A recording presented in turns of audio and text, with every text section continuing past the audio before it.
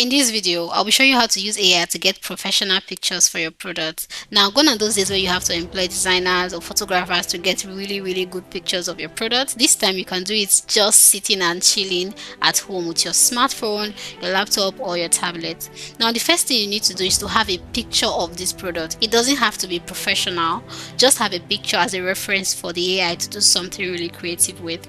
Now, if your products are branded, I will advise you take a picture with it, with the brand details, whether a sticker or whatever it is that shows that you are the owner of that product. Make sure it is visible in this picture that you just took. For this sample, we'll be using this just for me to show you what this AI can do. You can skip step 1 if you already have a concept in mind that you want your products to look like. But if you do not have a concept, you just want the AI to think about something for you, you can write what you're seeing on the screen on your chart, just this simple sentence, and ask it to give you a concept. The reason why we're asking it for a concept first and not directly a professional picture is to give you inspiration. Even though the AI has what it takes to create a really good picture, you know your brand better and you know what is best for your audience. So asking it to give you different concepts will make you have options of what you want it to produce. Now, after it has suggested different concepts for you, you're going to go through all the concepts and look at what will fit your audience the most.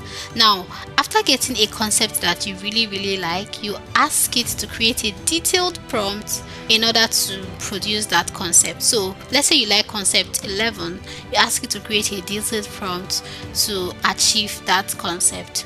Now, after it has given you this detailed prompt, you copy the prompt and go over to another chart. Now, the reason why you're going over to another chart is just so that you prevent any spillover, right?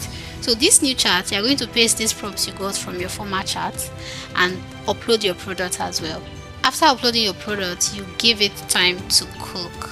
Just try to create different scenarios or different kind of product around it, or different concepts, just to see how your product will look in when it is under different circumstances. This will give your audience or your customers a glimpse of what they are expecting when they buy from you. If you follow these simple steps, you are sure to get a very professional picture in various circumstances for your audience. If you're a business owner and you're really interested in saving cost or making your workflow faster using AI, subscribe to this channel, because every week I upload videos that helps you to see what you can do with AI without paying for it. With that being said, I created a special playlist for AI lovers. This playlist is being updated every week, so you would want to check it out.